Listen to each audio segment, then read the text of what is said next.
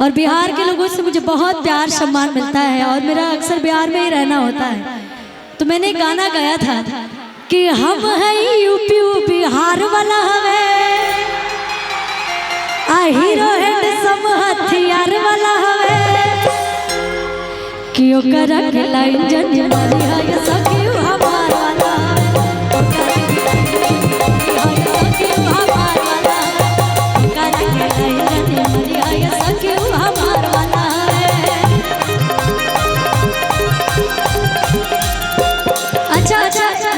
चाहती हूँ मैं भी तो हूँ बिहार में, लेकिन यहाँ पे सभी लोग बिहार के ही हैं कि अदर जगह के भी लोग हैं?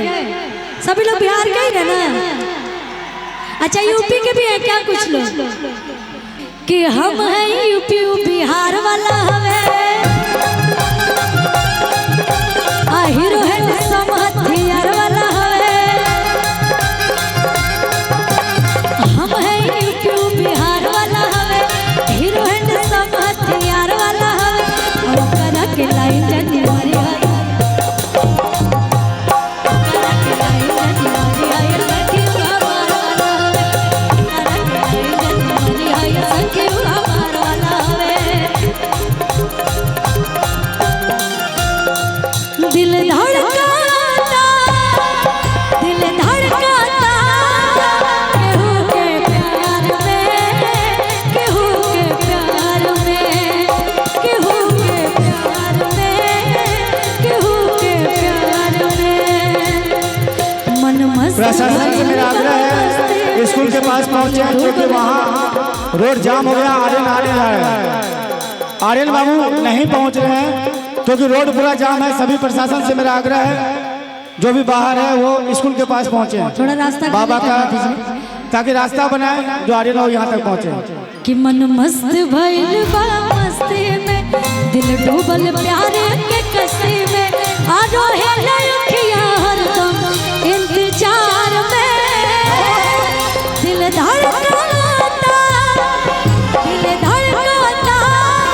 केहू के प्यार में केहू के प्यार में केहू के प्यार में केहू के प्यार में। आप लोग पीछे रहिए, पीछे बल्ली टूटना नहीं चाहिए। आप लोग पीछे रहिए, बिल्कुल पीछे। अच्छा भैया रोकिए, एक गीत की फरमाइश अभी हमारा हाल फिलहाल पवन भैया के साथ एक मेरा गीत आया था सजावट वाला आ देखी शरीर के बनावट वाला वाला प्यार बाट सोरायना आरती भनाई के मिलावट वाला। इसीलिए आज मैं भी ब्लैक पहन के आई हूँ कि देखला आगो जबे मजा मिल ले जा। ये पति और पत्नी का एक नोक झोंक है, एक तारीफ है। कोई भी पति अगर अपनी पत्नी की तारीफ करते होंगे तो ऐसे ही करते होंगे कि देखला आगो जबे मजा मिल ले जा कि हो कोमर पकड़िया सड़िया खिल ले जा कोमर पकड़िया सड़िया खिल ले जा कोमर पकड़िया सड़िया खिल ले जा कि सुघर शरीर के सजावट वाला आ देखी शरीर के बनावट वाला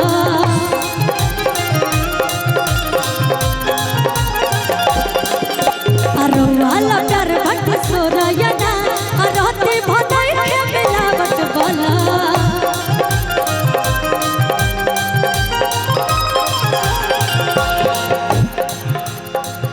देखला गजब मजा मिल ले जा देखला गजब मजा मिल ले भैया। अच्छा कितने लोग की शादी हो गई है इसमें से?